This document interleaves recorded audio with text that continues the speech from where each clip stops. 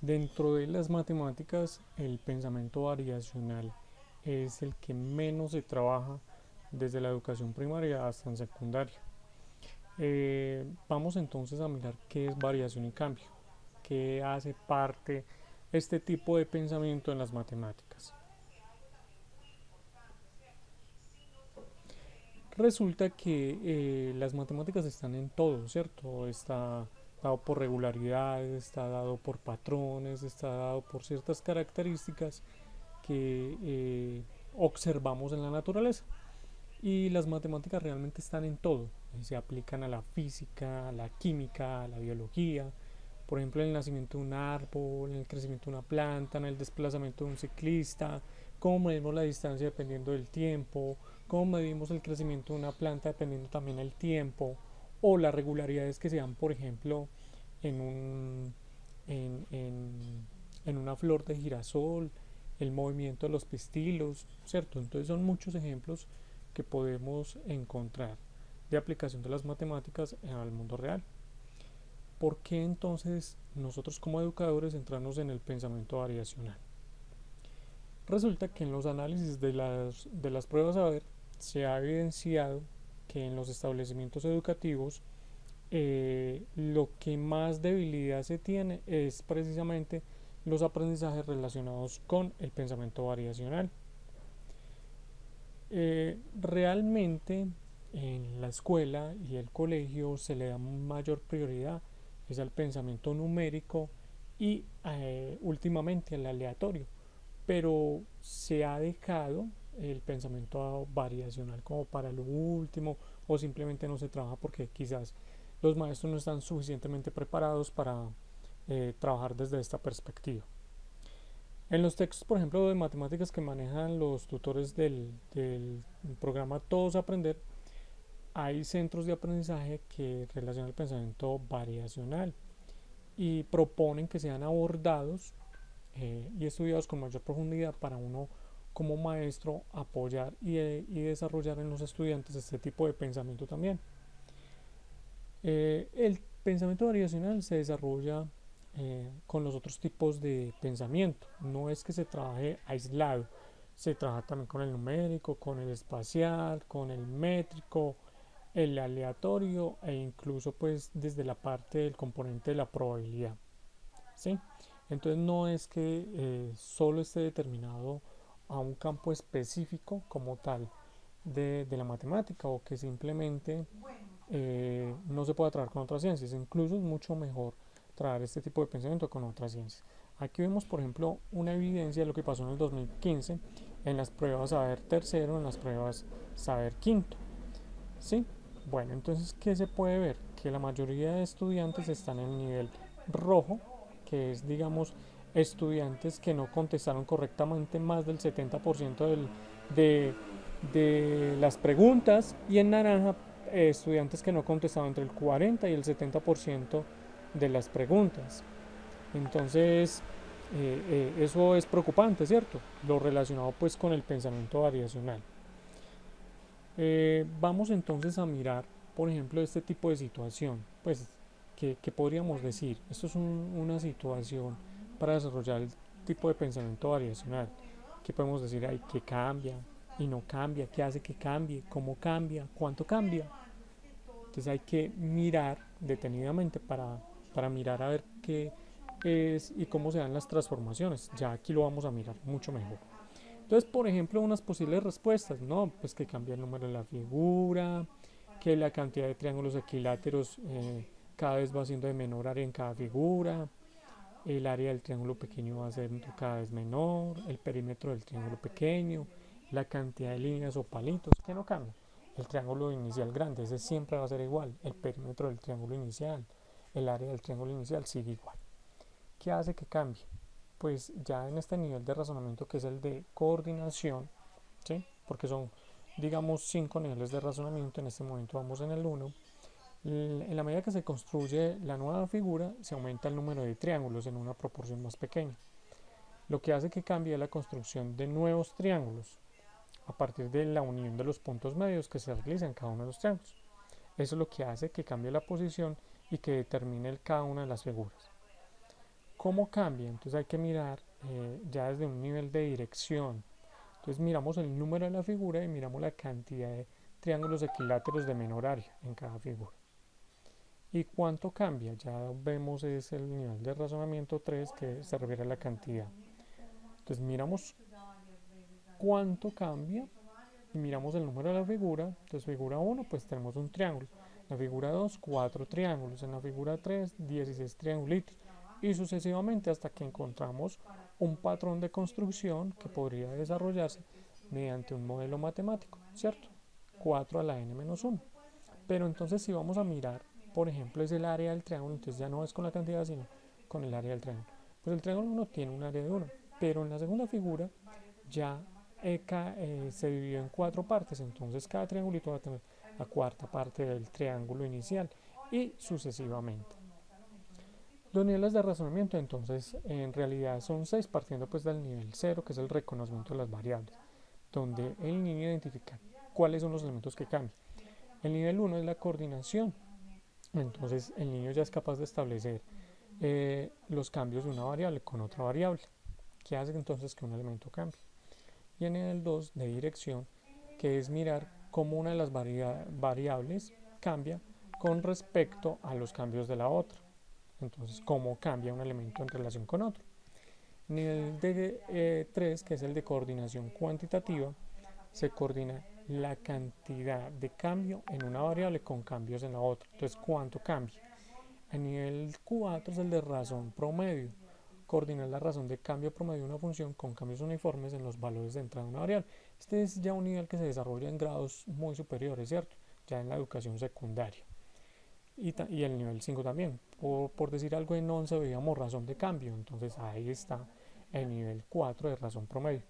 Y el nivel 5 es la razón instantánea, que es coordinar la razón de cambio instantánea en una función en un punto determinado. Cómo se comporta globalmente la gráfica, ¿cierto? Cómo se ve. Por ejemplo, cuando veíamos en grado 11 velocidad instantánea. Entonces ahí estamos, ¿cierto? Esos son los 6 tipos de razonamiento del pensamiento variacional, de acuerdo a un autor que se llama Carlson, o de apellido Carlson, Jacobs y Larson. Este tipo de elementos fueron tomados del programa de tutores de Todos Aprender y está en la página del Ministerio de Educación.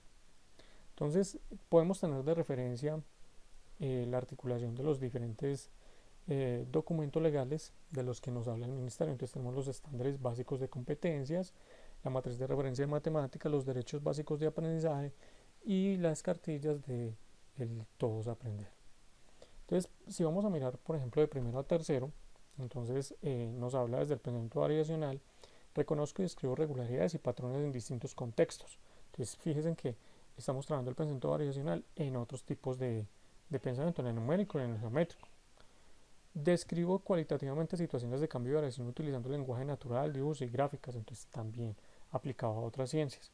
Y en grado cuarto y quinto también empiezo a ver lo mismo, describo e interpreto variaciones representadas en gráficos, ya aquí usando pues gráficos, entonces cada vez con mayor profundidad.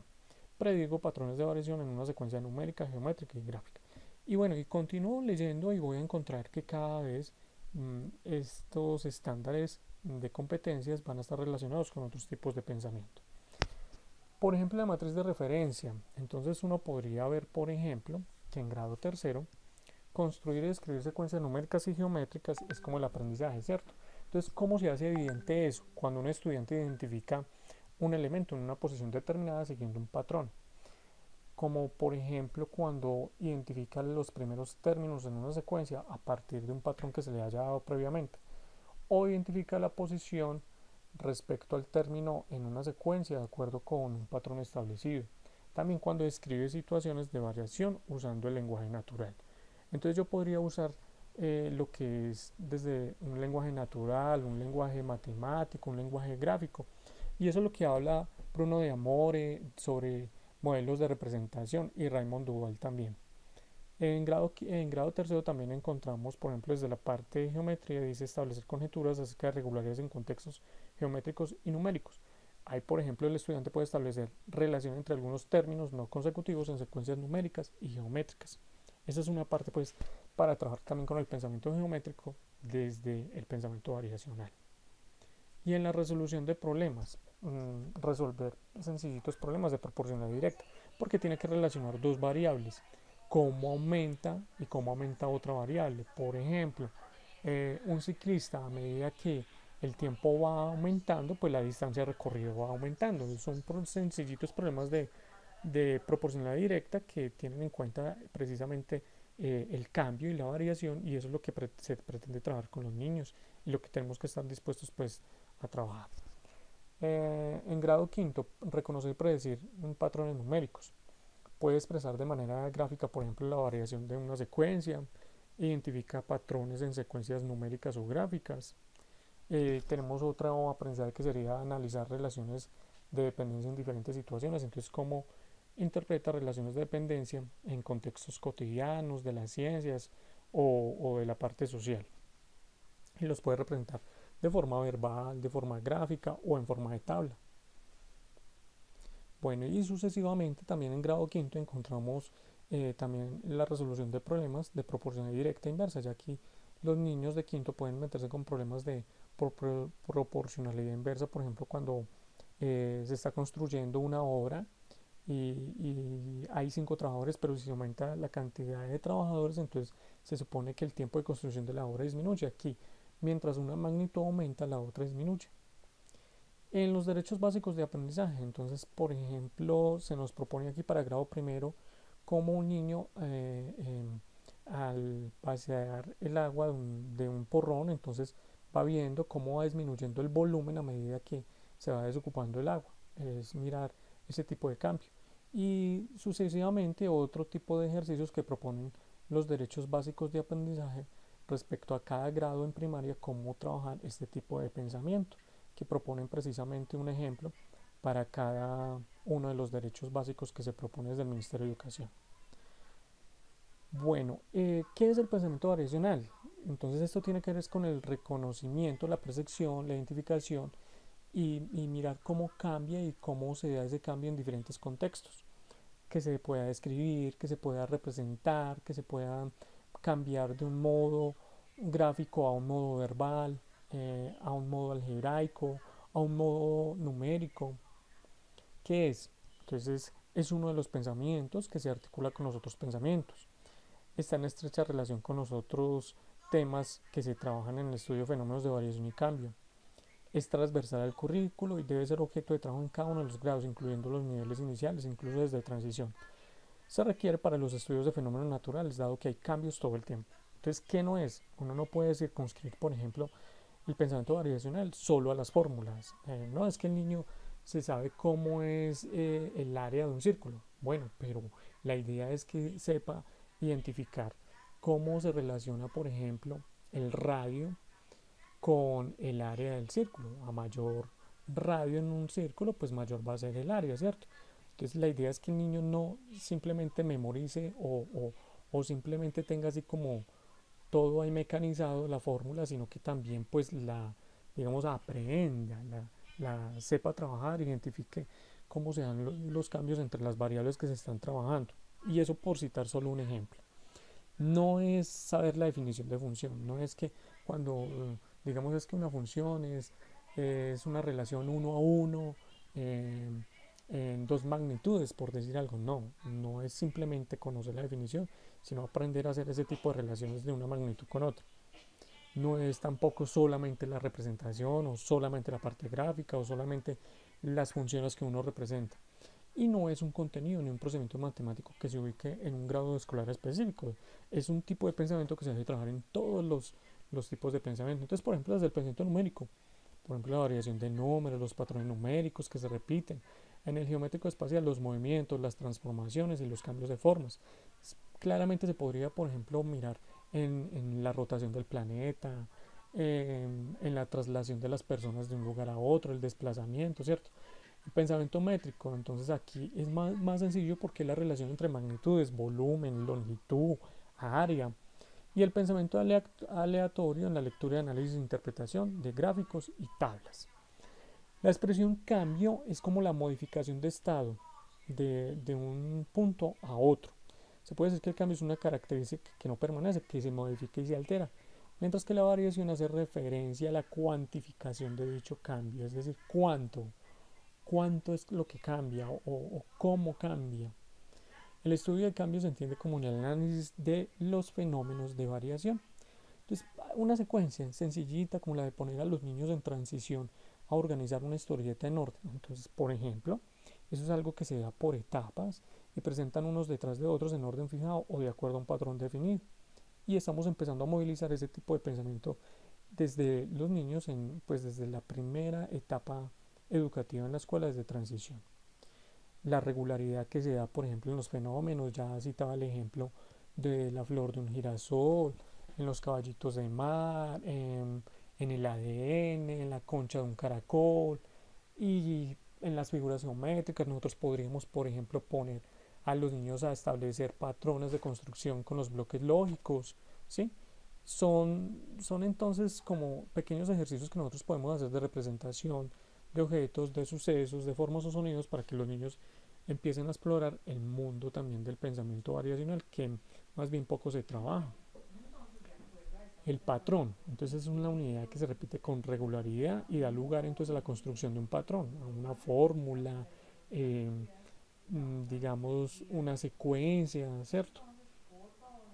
Patrones aditivos, entonces que se suman o que se está restando continuamente. Por ejemplo, la tabla del 2, ¿cómo se empieza a enseñar? Sumando de 2 en 2, la tabla del 3 sumando de 3 en 3, entonces empieza a construir ese patrón y ya el niño empieza a identificar que es finalmente una multiplicación es una adición abreviada y estamos trabajando desde el pensamiento variacional. Uno puede poner al niño a completar ciertas secuencias y encontrar pues esa parte del desarrollo del pensamiento variacional y también se hace desde la multiplicación. Esto es una reflexión sobre una gráfica porque por ejemplo podríamos tener acá distancia y tiempo y podríamos poner a los niños a pensar, bueno, ¿qué pasa con estos? ¿Sí? Digamos que se van a desplazar de su casa al colegio y entonces, ¿quién vive más lejos? ¿Quién tarda más tiempo en llegar a la escuela? ¿Por qué? ¿Cierto? ¿Quiénes viven más cerquita? ¿Cierto? Ese es el tipo de situaciones que podríamos mirar. Bueno, esto ha sido todo pues sobre el pensamiento variacional. Algunas dificultades que uno encuentra, por ejemplo, es en la forma de cómo extraer información de una gráfica o cómo representar una información en una gráfica. ¿Por qué? Porque se debe mayormente a los métodos que utiliza la educación media y la educación primaria en cuanto a la ubicación de los puntos en una gráfica y se omite y se deja en segundo plano el comportamiento de la misma gráfica. Eso es lo que debemos evitar nosotros, ese tipo de dificultades. Entonces se proponen algunas sugerencias, trabajar desde la expresión verbal, desde el análisis de la situación, de cómo expresarlo a través de una variable, a través de una gráfica, a través de una tabla, para que pueda utilizar diferentes representaciones para poder comprender la variación. Entonces que el niño sepa decir cómo es que cambia, que creció mucho, que creció poco, que cuántos centímetros aumentó,